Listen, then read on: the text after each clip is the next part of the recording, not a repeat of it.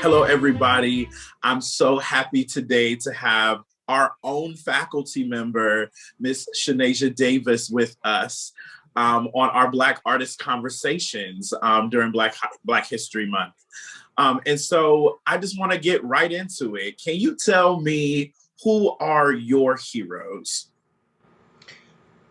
Oh, my heroes in life, um, my mom, Mm, my grandmother, and all of the female ancestors that came before her, before them. And I yeah. say that because I come from a line of, um, it's a matriarchal line, Mm. and it goes far back. I just did my ancestry tree and my DNA, Oh, and wow. uh, the women are those who hold the tribe together. And that is what I've experienced in my family, and I hope to give that to my daughters as well. And not to naysay anyone that has a patriarchal lead, but that's how I was raised. I was raised by strong women, and they Mm, are my heroes and my sheroes in life. Um, as far as the business, um, my heroes are a lot of women because those are the ones that blaze the trails for someone mm, like me. mm. Um, some of them we know. Zora Neale was a trailblazer who was not recognized until decades after her passing. Yeah. Eartha Kitt, she's a household name. Who doesn't know her? But it's about the things that she stood for and that she wouldn't fall for that bears her being a shero to me. Mm, You have people like Spike Lee, who always had blazed his own path and still lives in it and is being recognized for his artistry and his integrity yeah. and making us aware of issues that in an artistic way that Yes. conversation. You have artists and actors like Bea Richards, who some people may not know Bea Richards, but something she said that I thought was that rang for me was that she said, when I'm on stage, everything just comes to life.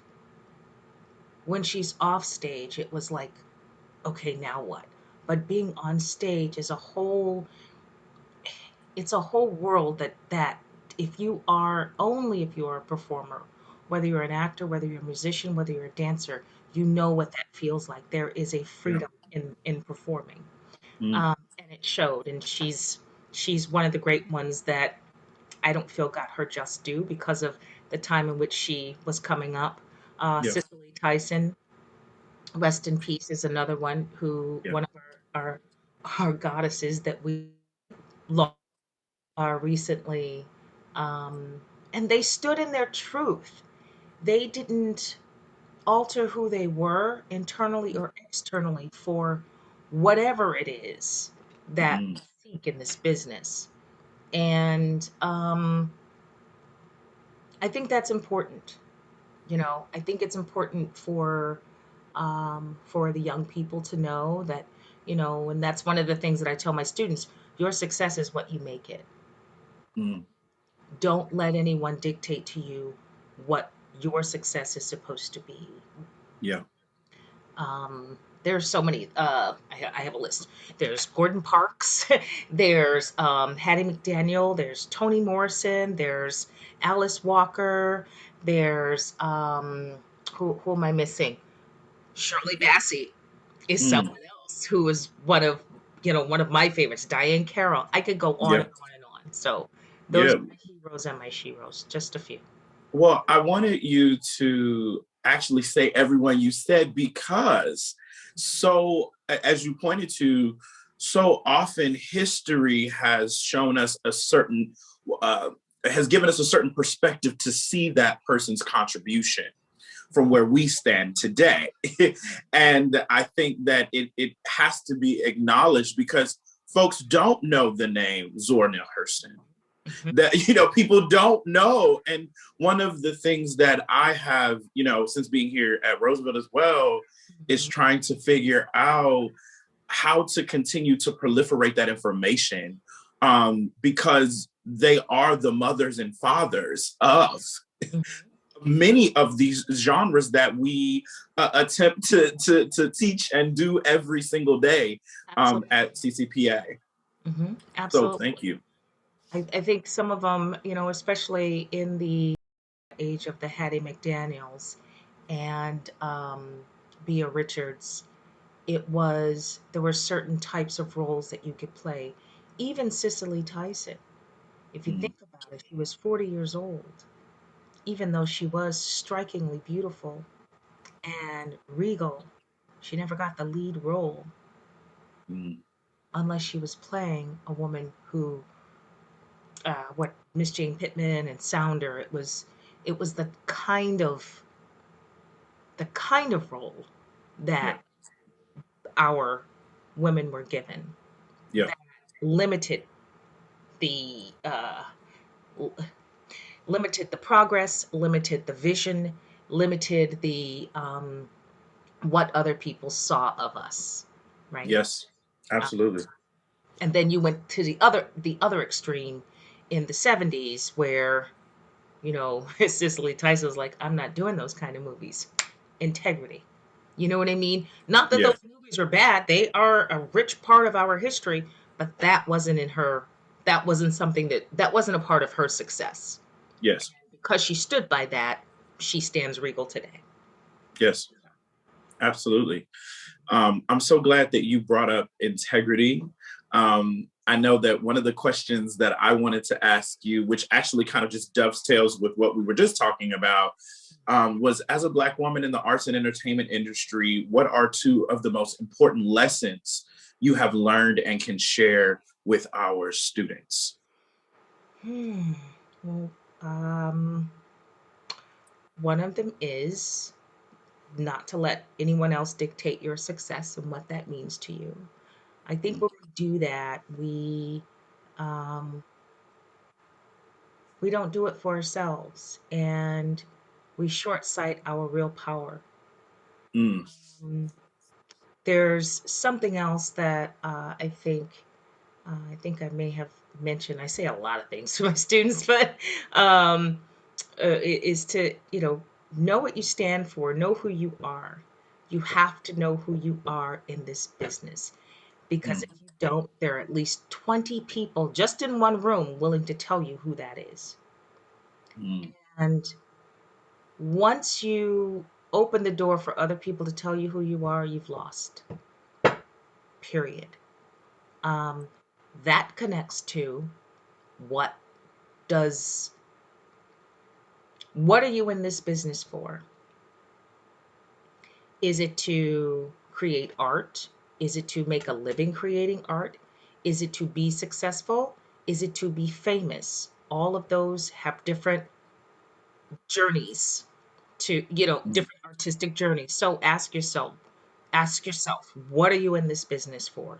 What do you want the outcome to be? Because someone who wants to be famous and they're in this business to be famous, um, they're going to work hard and fail, or they're going to work hard and sacrifice way more than they realize they've sacrificed once they've reached that certain level of fame.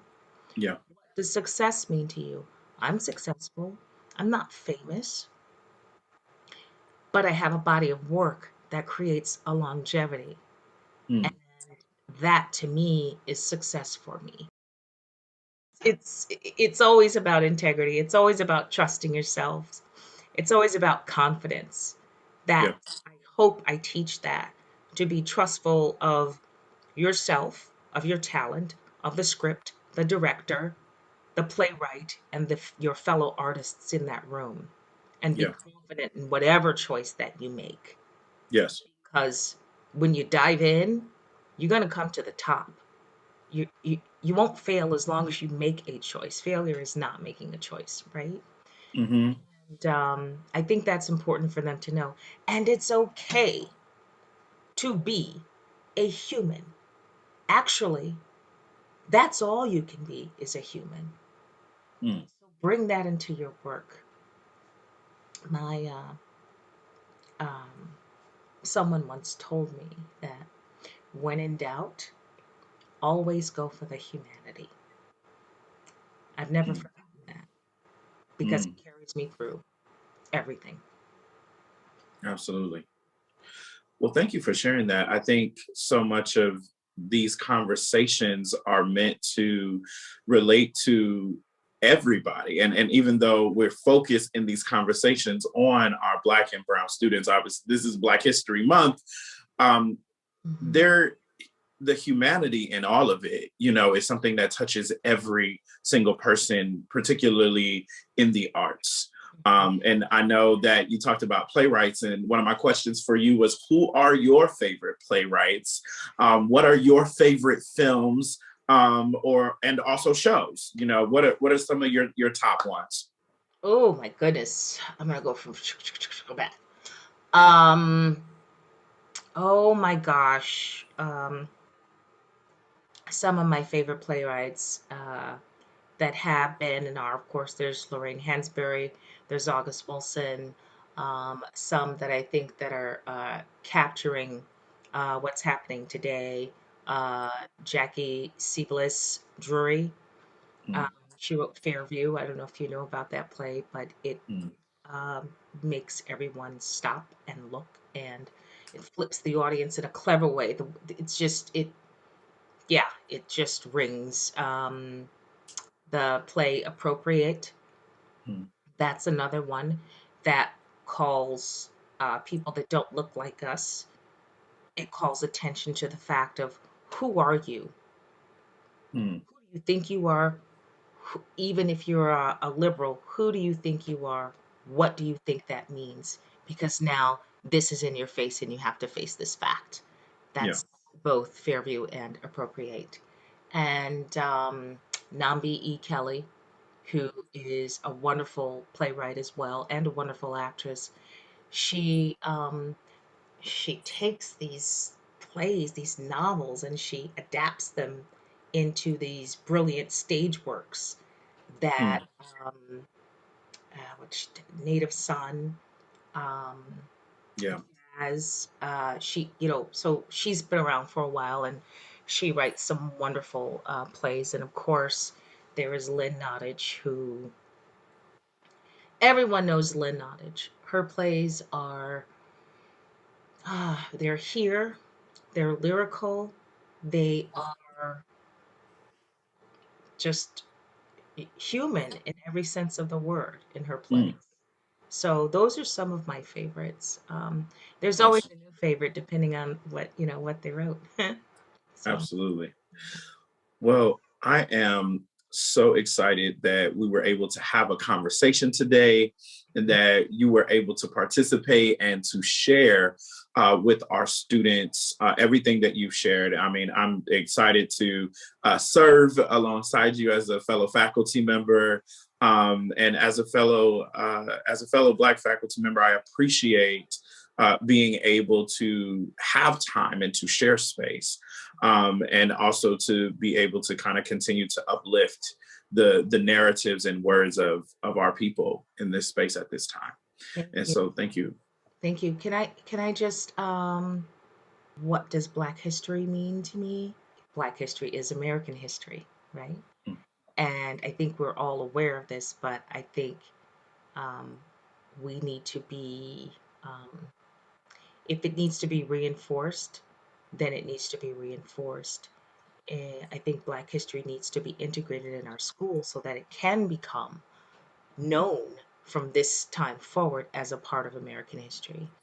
mm, As we all know, that we were a significant thread in the weave of this country, whether we came by choice, which we did not.